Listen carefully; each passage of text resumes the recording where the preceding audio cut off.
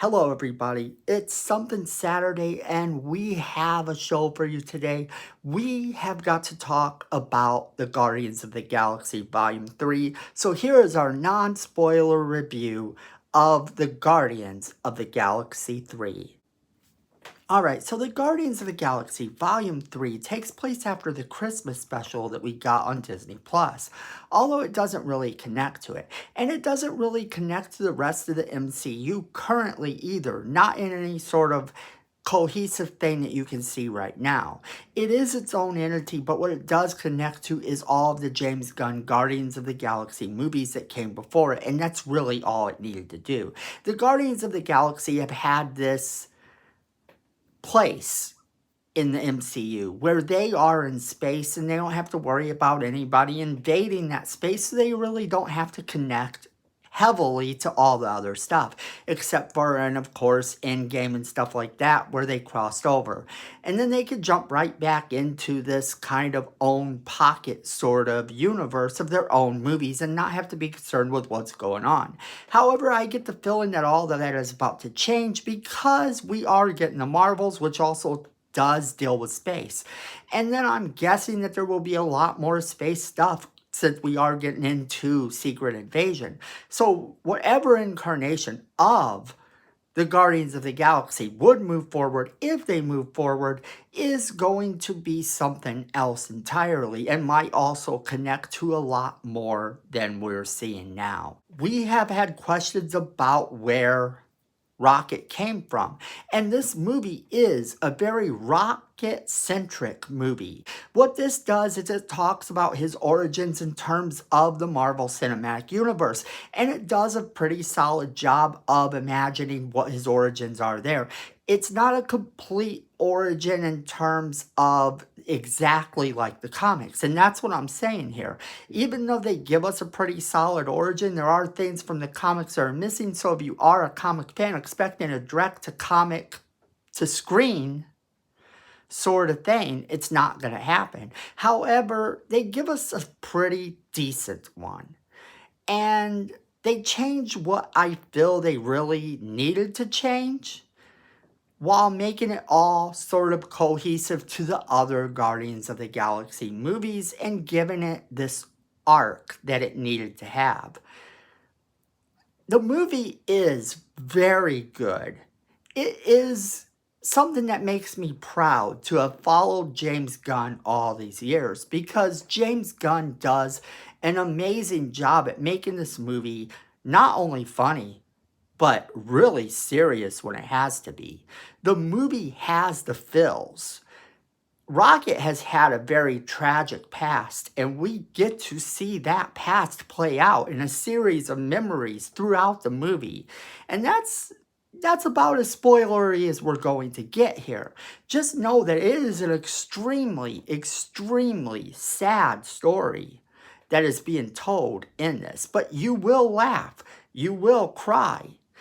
And while the adventure present day is going on, it too has its moments where it has some really intense scenes, some really sad moments that haven't been really all that present in the previous Guardians of the Galaxy movies.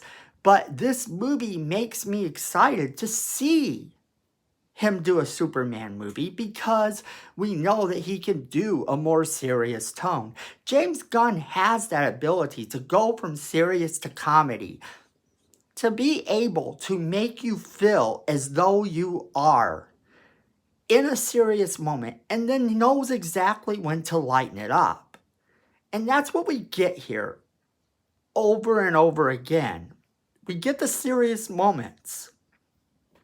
And just at that point, where it becomes so serious that you might not be able to handle it, he does throw in a joke. However, he doesn't have to here. He doesn't have to here. The story holds up on its own without any of the one-liners or any of the things that he normally does in the Guardians movies. But if you've only seen James Gunn do Guardian style movies, then you really haven't seen all of the things that he can do. And this movie showcases a lot more of his talents than we have previously gotten to see in the MCU. It's just a shame that he will not be moving forward with the Guardians of the Galaxy anymore. The Guardians of the Galaxy Volume 3 is the end of James Gunn's saga. It's the end of James Gunn's run on the Guardians of the Galaxy. And we get every single moment we needed to laugh, to cry, to have the feels with all of these people that we've come to care about for so long. Now, will some of them return? It's quite possible, but which ones we really can't say. If you don't know Rocket Raccoon's story and you don't know how tragic it is, you really have to prepare yourself for the scenes in this movie that deal with that. Leading the cause for Rocket's tragic past in this incarnation of his origin is the High Evolutionary, who comes across as one of the most horrible villains the MCU has ever had.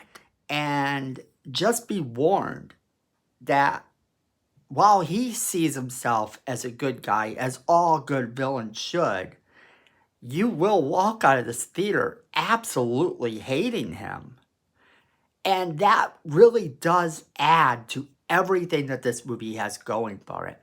A villain that is so beyond redeemable. And the Guardians fighting against him to make sure that they can actually defeat the person responsible for Rocket Raccoon's current fate. The movie is brilliant. I actually give this movie 5 stars, and I can't wait to see what James Gunn does over at DC.